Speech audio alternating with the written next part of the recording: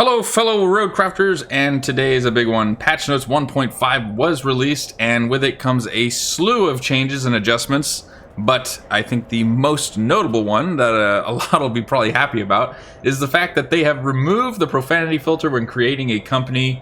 It's been disabled from the PC. I don't know if anybody remembers or tried to when you first started your company name in Roadcraft, but I'm not talking like blatantly bad profanity or super offensive names. I'm talking just super simple stuff. You couldn't do it. They would say, that's a little bit harsh. Ooh, that's pretty offensive. When I first started, I wanted something super simple. It wasn't anything crazy. My company name was going to be the Burger Bandits, and the sheer fact that the word bandit was in there, couldn't do it. And I tried it in multiple variations, changing the B for an 8 or the A for a 4 in Bandits, and it was picking up on it, and it just wouldn't let you do anything with it. So it was a bit much, but they have now disabled that. However, noted under that says, we noted that the profanity filter was much too restrictive when creating a company name, but this does not give the players an excuse to create a company with an offensive name. I'm assuming they are saying this because if you go on multiplayer and it is overly offensive, you can get banned or your account deactivated. So just keep an eye out for that.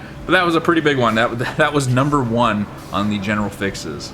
I think something else just to take note of really quick that was changed, or that they at least addressed in these patch notes, was there was quite a lot of pushback when the game came out regarding the data collection. And there was multiple forums, and even in some of the reviews, people giving this game bad marks because of the fact that there was data collection. But they want you to be assured that they do not collect any personal player data and are in full compliance with GDPR and other personal data protection laws. If you choose not to share any technical data, they understand, but unfortunately providing multiplayer functionality becomes technically impossible in that case. So you don't have to, but you wouldn't be able to play multiplayer. But it sounds like they're not going, diving deep into your personal data, just trying to get the little bits that are. But anyone that's concerned obviously can look up the GDPR and personal data protection laws and see just specifically what it is they are protecting, or gathering, excuse me. And anyone that actually knows right off the bat what that entails, please comment down below. Let us all know, for those of us that are not too savvy and knowledgeable in those laws. But just wanted to let you guys know, in regards to data collecting, that is what they are doing. I think another thing to note is that with the overall AI, the artificial intelligence, regular convoy vehicles will become more reliable. Huge! With the change, we aim at making AI convoys more efficient and better at traversing harsh terrain after the first convoy reaches its destination.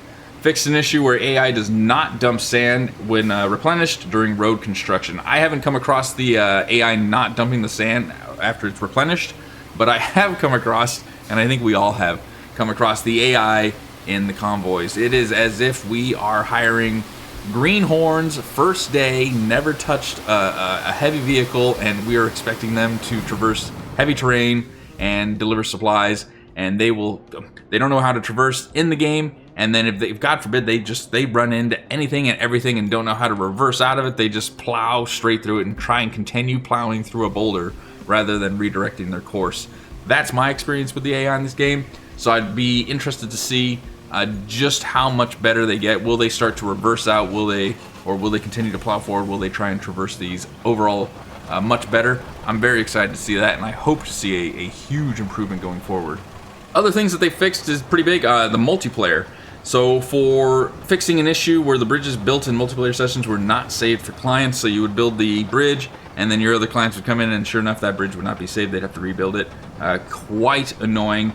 Fixed a bug where parts of the vehicles could start twitching when spectating another player driving.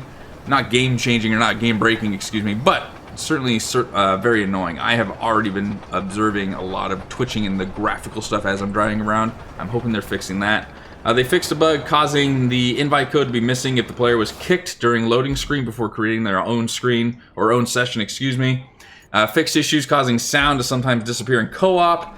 Fixed a bug where Kelly would repeat the voice lines of the completed objectives when entering a session. That can get very annoying, I'm sure. And fixed some multiplayer connection issues, and fixed some overall multiplayer crashes. So multiplayer should be a lot more enjoyable overall, especially getting your friends online now. You shouldn't be running into too many issues. There were a few other ones, but I feel like those were like kind of the big ones that they wanted to hit on.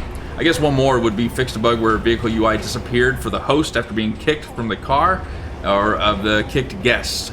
Yes, also pretty big. So quite a few fixes, but those were kind of the big ones to hit on. They have some visual and sound improvements, improved shadow quality and ultra preset quality. Fix some issues causing jerky LOD transitions. Fix some issues causing flickering and unstable water reflections. I don't really see anything in regards to the flickering of graphical settings as you're driving around or looking around. I'm sure that is a part of this, so for anybody else that has been experiencing that tearing or that flickering going on, hopefully that's been fixed. And then in terms of sound, some of the sounds of interactions with physical objects have been improved, and fix some issues causing terrain digging sound to sometimes disappear, as well as fix some of the issues causing random vehicle audio dropouts during gameplay. I haven't come across the dropouts, but it'll be interesting. A lot of things I haven't experienced. I know everyone kind of gets a little different when it comes to what they've experienced in game. I haven't experienced too many of these things that they've fixed. It was just the graphical tearing for me.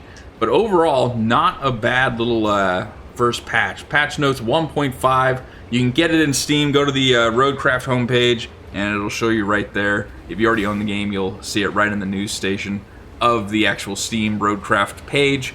But read through them. A lot of good fixes, and I foresee this game actually being quite fun. Huge upgrade from SnowRunner, and I think it's only going to go much further with this. Already a lot out in terms of content. Super excited, eager to play it like every day. So I'm gonna get out there, start making some more videos on this. I hope you guys have enjoyed this patch notes video. If you guys have, please comment down below. Let me know what you guys would like to see fixed in future patch notes coming up. And if you guys would like to see more videos as it pertains to Roadcraft, please consider subscribing. Also, don't forget to hit the likes up button so we can make sure these patch notes and this video can get out to many more so they can see it and read up on them. Until the next video, I hope you all have an incredible day. Take it easy, okay?